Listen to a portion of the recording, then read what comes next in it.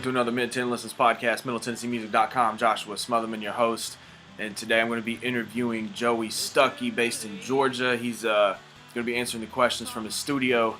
I'm just going to go ahead and get into it because this is some good stuff. We're going to be we're promoting his album Six-String Soldier. Be sure to check that out. I will leave links in the article below this video, or actually the links will be above the video.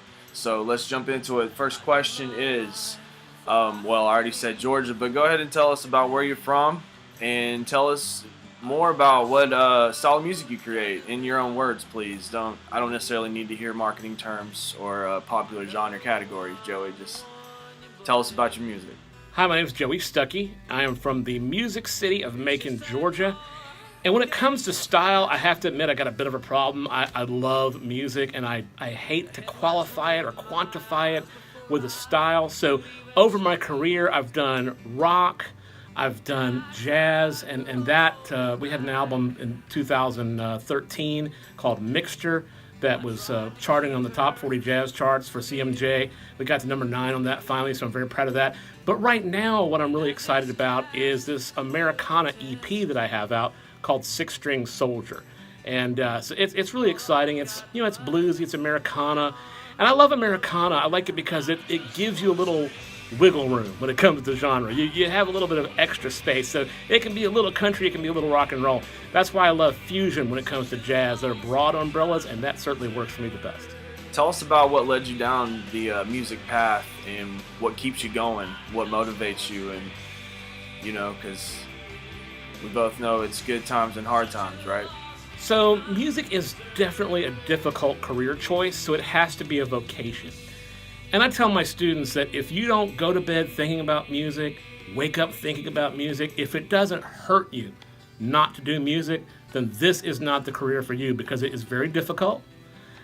I think everybody should have the right and the chance and the opportunity to enjoy music, explore it, maybe make it a career like I have. But for me, it's not just a job, it's a vocation. So I just love music, and I just feel I'm obsessed by it in a healthy way. And I just feel that it's so much bigger than I am. I feel like it's the closest thing we'll ever know to the language of the angels. I think music is a language. I think it's a language that breaks down barriers of every kind. So if you are singing in French and I can't understand French, I can still love your music, and that's really amazing. It's very powerful. So what got me here, I always loved music as a child because my parents were amateur musicians. My mom sang in church. My dad played in a country band. So I always loved music. I was always excited by music. I always found it a source of comfort. But I didn't really start getting serious about it until I was about the age of 16 or 17. And I had already decided that I wanted to be a recording engineer. As you maybe can see behind me, I'm here in my recording studio. And I'm a producer for a living, recording bands and things like that. So I had already decided at 13 I was going to be a sound man. And I wanted to create sound because as a blind person, sound's my entire universe. So I thought, well, who could do, sound more authentically than a blind person, right? So I did that, and then garage bands started coming to my little home studio and going, hey, can we record our band? And I was like, oh, yeah, sure, And by the time I was 19, I had a professional studio, and I've been doing that ever since. But I always loved music, never thought I would necessarily be a musician, but when I heard that first garage band record their first original song, I knew music was the vehicle for me to tell my story, and that it was going to be an incredibly important part of my life. And staying the course and staying in music is very difficult because there are some lean times when there's not a lot of money. There are some hard times when you're dealing with people that don't understand your music and can't understand the vision you have, and you just have to keep on knocking on those doors, or as I like to tell people, I'm going to knock on the door, and if you don't answer, I'll just kick it down. So that's how I feel about it. But it is tough, but like I say, it has to physically hurt you not to be doing music. It has to be something you can't live without, and that's the only way I think that you can totally stay the course and be successful to whatever level you want is by having that passion and that drive. How is Six-String Soldier different from all your previous releases? Were you trying to accomplish anything specific with this? The new EP, Six-String Soldier, it came honestly out of nowhere. I had been collecting songs for an album which I was going to call Blind Man Driving, and I wanted to have 10 to 12 songs for that record. And I had also been doing some side projects with other friends, writing some music and things like that. And all of a sudden, an opportunity just sort of came out of nowhere, and I signed up with a new publicist, and I met some people that I thought could really help me move to that next level of success. And we were like, well, we need some new music. And I was like, well, I don't quite have the original album I'm envisioning together yet. It's not quite ready. And we decided, well, let's do an EP. So that's what we did. We did a 7-song EP. And they were just songs I felt like they came from several different sort of sessions that were, half completed or whatever. But I thought they all made sense together.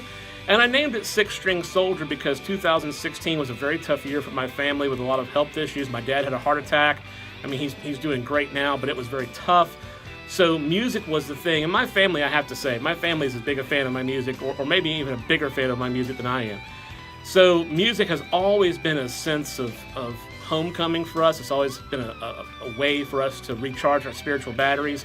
So I call the album Six String Soldier because music was like one great things that we had going on at that time when there was so many health issues in my family. So the album really came together, just in this amazing way that was unintended, but I really like it. I like the feel. I think the people that I co-wrote songs with were just incredible. I think the musicians I happened to have gathered for the project were just incredible, and it just all came together at the right time. Are you facing any challenges in this oversaturated digital music age as an independent musician? And on the flip side, how has technology helped you, assuming it has in some way or another? So being an independent musician is a bit tricky. It's a good thing, it's a bad thing. It's a double-edged sword, and that will not be the last tired cliche that I use. But what you have is the traditional, let's say, business model of the music industry was 6 major labels who had talent scouts looking to take people and to cultivate their art and make them into stars. And so you had sort of people that were curating your choices, right? They said you can have this, you can have that, but you can't have the other. So you had a limited number of artists to be exposed to, a limited number to consume. With the internet and things like iTunes and digital distribution companies that will take independent musicians and get them in all those platforms where people consume music, the 6 major record labels, which actually is down to 5 now, but they don't really have as much control as they used to, so the gatekeepers are gone. What that means, though, is that anybody can be on iTunes. And that's a good thing and a bad thing. It's great that we have a way to engage with our fans, but the problem is there's so many people doing it, it's like a forest for the trees kind of problem.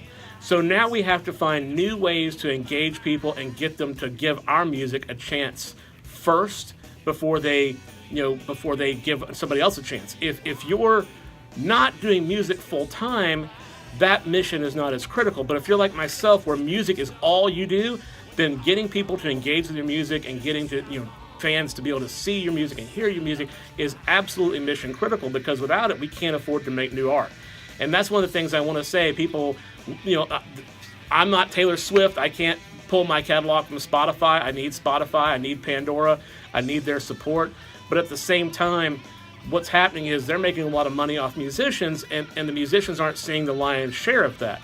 I'm not saying that like Spotify and Pandora shouldn't be compensated for what they do. They should. But they are, making money off the hard work that I've done, and I'm getting almost nothing for that effort. And when people can listen to my music all day long on Spotify for free, or all day long on Pandora for free, then it's very hard for them to understand why they should go and pay me $7 for my album. And the reason they should is because without that connection, without the financial support of the fans, I can't afford to make new music. I can't afford to do it. Now, I'm lucky because I have my own studio. So the studio expenses are not there. I mean, I can record myself whenever I want, but other expenses are. And just like I say, we have to find new ways of engaging fans and reaching through all the noise and getting people to pay attention to us, because otherwise the digital domain is all like, oh, something shiny, oh, something shiny. I mean, people's attention span are like that. So it's a challenge, but it's a good thing because everyone has a chance to have their music shared and consumed. But it's a difficult thing because you've got to find new ways. Just putting it on iTunes is not going to magically sell your record. So it's just like I tell people, a Facebook post is not a PR campaign. So just having your album on iTunes is just step number one. Where's the best place to connect with you online and so we can keep up with the latest and greatest and also hear more of your music? The best sort of catch-all place to find me is joeystuckey.com, JoeyStuckey.com. I've got a bunch of websites, and one of the things I'm most proud of right now is my video. As a blind person, I never thought music videos were that important, but now I have this video, which I think is pretty hilarious, and part of the mission of the video is to break down the barriers between people that are different. So the fact that I'm blind, while I do experience life a little differently than a sighted person would, the fact that I'm blind shouldn't really make us interact any differently. So my mission is to break down some of those barriers so that people feel comfortable with each other and can communicate and connect. So Blind Man Driving is the single off the EP of 16 Soldier, and there's a special website I have set up just for it. It's blind-man-driving, no G on that word, .com. And you can see the video and all that kind of stuff. You can connect with me on Twitter and Facebook and Instagram. It's J Stuckey Music or Joey Stuckey. And but the best place to catch all and find out everything you want to know, and probably some stuff you don't, is joeystuckey.com. Anything else you'd like to say or add before we sign off? And thanks for your time, Joey. I really appreciate it. These have been great answers. It's been a great conversation. Appreciate your time. I appreciate the opportunity to share my story and my music. I thank you for taking the time to listen. The only thing I want to say is I'm a brain tumor survivor. That's the reason I'm blind. The brain tumor also took some other things from me. I can't smell, which is, by the way, how I hooked my wife in a marriage. I told her that she was always going to smell and look perfect in my eyes. So use what you got, is what I'm saying. But I was in a wheelchair for a while because of the issues with the brain tumor and some other physical challenges. But despite all of that, I still make music and I still feel successful because I'm reaching people, I'm connecting with people, I'm sharing my story through music. And all I want to say is, don't ever think you can't do it, because I know you can. Thanks for having me. I'll wave now. Bye.